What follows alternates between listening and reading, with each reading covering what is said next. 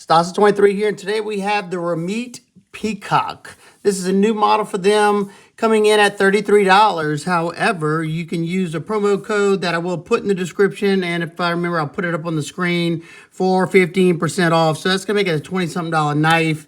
And let's kind of take a deep dive in this. You got a nice drop point blade of 9CR 18 MOV steel, which is a good budget stainless steel. Nice satin finish on it. Nice little top swedge, sturdy tip up there in the front. Nice row of jimping that gives you some grip there. And the sharpening choil does clear that plunge, and it should give you a little bit of sharpening light before it starts to widen up in the back right there. Let's see if you could add even more. Yeah, if you wanted to, you could add more because of the stop pin where it's at. This is a nice medium-sized knife coming in at 7.5 inches long with a 3.15-inch blade. Your grip area from the flipper tab to the back right here is 3.6 inches. And your scale thickness is coming in at 0.47 inches. Blade stock thickness is coming in at 0.12. And behind the edge thickness on this particular knife is around 20 thousandths, and it's sharpened at 20 degrees per side. Let's take a close look. It's a pretty nice looking blade shape. I usually like my tip to be below the pivot, but you know, this is going to be really good at doing stuff on flat cutting surfaces and for puncturing into, you know, like bags of potato chips or rice or whatever you want to do. The flat grind, it's a flat grind on here, and I think it looks nice. I'm really interested to see how well it performs.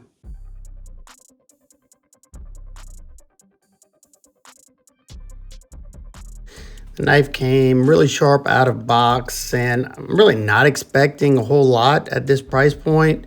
However, I will say the first Remette knife that I reviewed, the hand-felled knife, kind of surprised me. So if this one performs half as good as this, or just at least finishes this test at the $20 price range, or $20-something price range, I think it's more than acceptable. It's slicing well so far, comfortables. The handle's comfortable, and I feel like I got a good bit of power with it. Now we're going to test the ergos on this piece of birch. You know, the handle's the right shape for sure. I was just kind of worried that the skinnier handle would kind of start hurting my hands, but man, I was able to get a lot of force into the wood, and it wasn't until I really started pushing down hard to where I could kind of feel the pocket clip. Nothing terrible. You know, if my hands can handle it, yours good too. But man, it was performing really nicely. Definitely one I could use. Now, maybe long periods of use with the thinner handle may start to fatigue and cramp your forearms and wrists and stuff. But so far, so good. I'm happy with it.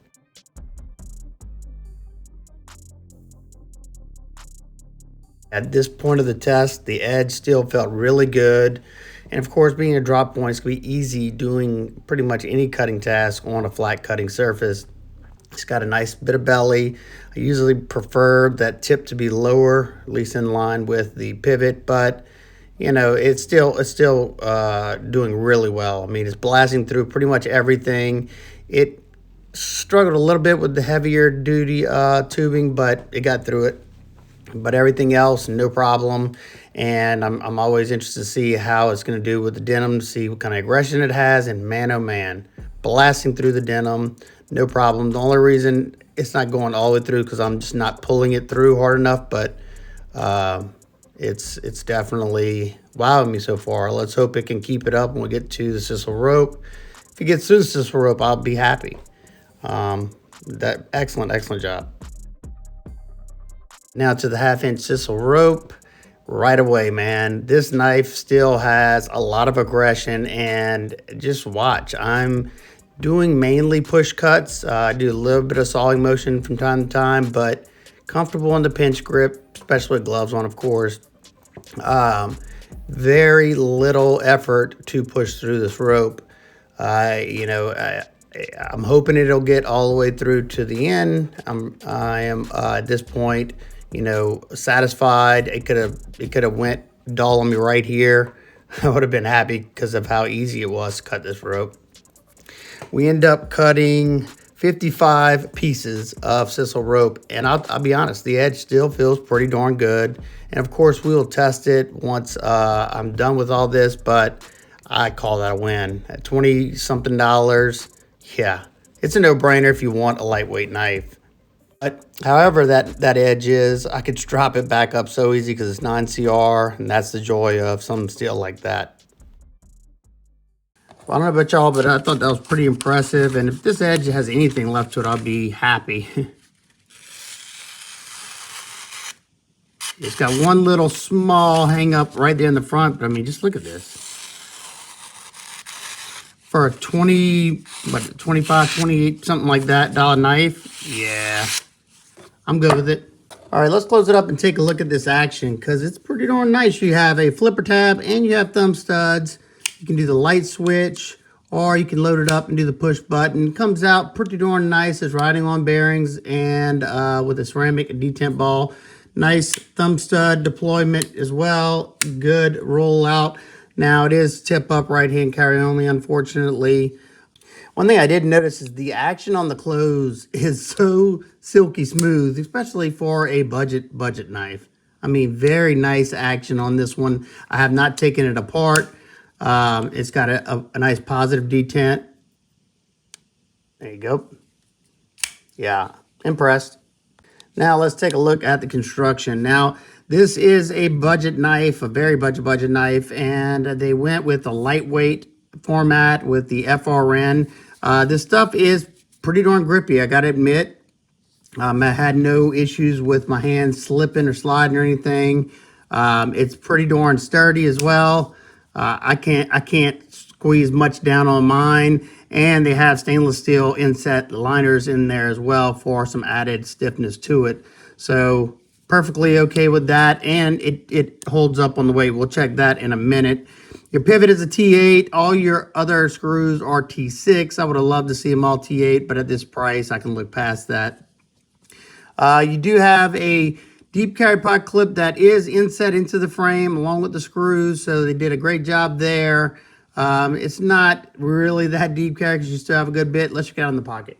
Now, one thing I did notice is how far they push this down. If you have thick pants, it's going to be tough to get it underneath there. And there's no flat spot for underneath the clip, so, you know, it is going to rub on your pants. That's how much you have sticking out. You know, it's not the end of the world. At least it gives you something to hold on to pull out of the pocket. You have a FRN back spacer as well that comes up about halfway on the blade. And inside, like I said, you have inset stainless steel liners. Let's see how much this thing weighs. First off, in grams, 89.8 grams and 3.1 ounces. Outstanding. All right, let's take a look at the lockup. It is sitting at around, I'd say, 50% or so. No play at all, side to side, none up and down. Very, very good lockup on here. Good access to the lock bar because the lock sticks up a little bit higher than the show side scale. Got a nice chamfer. It's nice and comfortable to get in there, nice and easy to get in there, however you want to do it. Quick size comparison with the Ontario Rat Model 1 and 2. QSB Penguin and Civivi Elementum. Sencut Sashi CJRB Pyrite. And it's almost identical in length to the Remette handfield knife. All right, nitpicks and complaints. I really don't have much for this price point. Maybe have it tipped for lefties as well. And maybe if you're going to use a deep carry, make it go to deep carry. But I get it. It's hard because of how far this comes up. So overall, do I recommend it? Yeah. For 20-something, $25, $26 or whatever it comes out to be, highly, highly recommended. If you're looking for a nice, lightweight, you know, beater knife, something that you can carry to work, do whatever with. You know, I think it's a good budget option. And so far, you know, I've been happy with both Remette knives. If you haven't seen my review of this one, go check it out. I still carry this one quite often. It's a great, great budget knife. So I'm excited to see what Remette does from here. I think I have another Remette knife on the way to check out. If y'all are interested in the Remette knives, y'all just let me know down in the comments. If you have one yourself, let me know what you think. If you have any questions, comments, concerns, please leave them down below. I hope everybody's having an absolute amazing day. I'll see y'all on the next one. Peace.